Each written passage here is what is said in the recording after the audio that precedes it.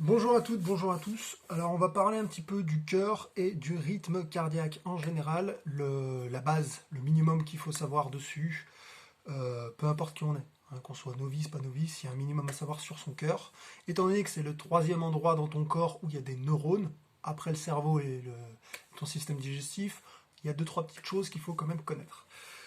Alors, la base, un adulte en bonne santé, sa fréquence cardiaque, elle va entre 60 pulsations par minute et 80 pulsations par minute. Quand tu es en dessous de 60 pulsations par minute, on appelle ça de la bradycardie. Et quand tu es au-dessus de 100 pulsations par minute, on appelle ça de la tachycardie.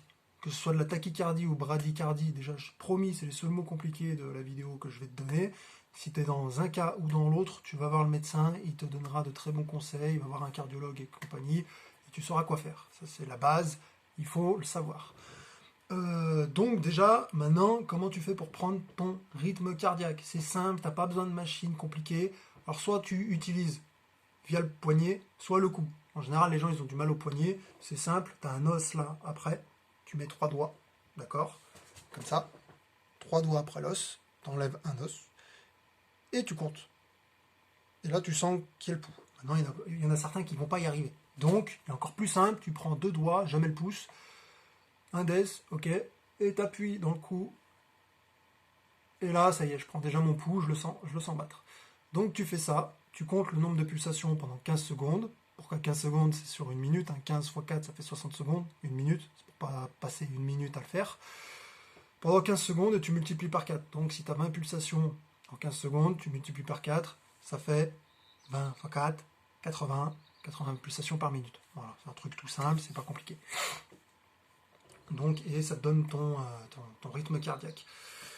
À quoi ça sert? C'est très simple. Votre cœur il réagit de façon instantanée et directe à votre environnement extérieur. Un simple mot peut faire changer votre rythme cardiaque. Juste un mot. Alors imaginez si vous avez un stress, si vous faites une activité physique, le cœur il peut s'emballer, se déballer, enfin il peut tout faire quoi. Euh, le plus important à retenir, c'est quand tu inspires, donc quand tu fais rentrer de l'air, systématiquement, ton rythme cardiaque il va augmenter. Et quand tu expires, quand tu fais sortir de l'air, ton rythme cardiaque il va diminuer.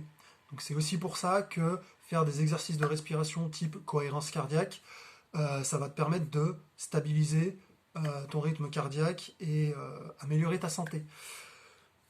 Ça, c'est les petites choses. Il y a deux choses à retenir. Prends ton rythme cardiaque avant de manger et après manger. Pour une raison simple, si ton rythme cardiaque il augmente d'au moins 10 pulsations par minute après ton repas, juste après, c'est que déjà tu as un truc que tu as mangé que tu ne devrais pas manger. Tu as une intolérance alimentaire. Se dire fais le tri dans tes aliments, ça va te permettre de mieux manger déjà. Fais le test, tu verras que des fois ton rythme cardiaque, tu ne comprends pas pourquoi est-ce qu'il monte à la hausse. Il faut éviter de le faire s'emballer pour rien. Ça c'est le premier point au niveau de l'alimentation. Et au niveau du sport, tu as trois choses à savoir en termes de rythme cardiaque. Ton rythme cardiaque au repos total. Au repos total, comment savoir? C'est simple. Une bonne nuit de sommeil, 8 heures de sommeil, et avant de te lever de ton lit, quand tu te réveilles, tu restes allongé et tu prends ton rythme cardiaque. Moi, le mien, pour te donner un ordre d'idée, il est aux alentours de 60-64 au réveil. Voilà, il est un peu élevé, mais c'est mon rythme cardiaque, je le connais. Et je sais que quand je fais une activité physique, il double. Je suis à peu près à 120 minimum en termes de rythme cardiaque. Que ce soit du vélo, de la course à pied et compagnie, il double. Donc déjà, je sais que mon rythme cardiaque est 2 fois mon rythme de repos. Ça, c'est la base. Maintenant, au repos, dans la journée, ça veut dire quand tu es levé, que tu es en activité. Exemple, moi, je suis entre 80 et 90 pulsations par minute. C'est pour te donner un ordre d'idée. Mais il faut le connaître aussi, c'est important de savoir. Parce que si des fois tu te sens pas bien, tu regardes ton rythme et ça te permet de savoir si de te faire un check-up personnel individuel avant d'aller voir le médecin pour rien ou d'aller voir le médecin en sécurité. Et la troisième chose à savoir, c'est que tu as un rythme cardiaque à l'effort qu'il faut éviter de dépasser. Et il est très simple. Alors là, ça fait longtemps qu'on s'en sert, ça ne vient pas de moi, hein. Tous les sportifs, bref, c'est utilisé depuis longtemps.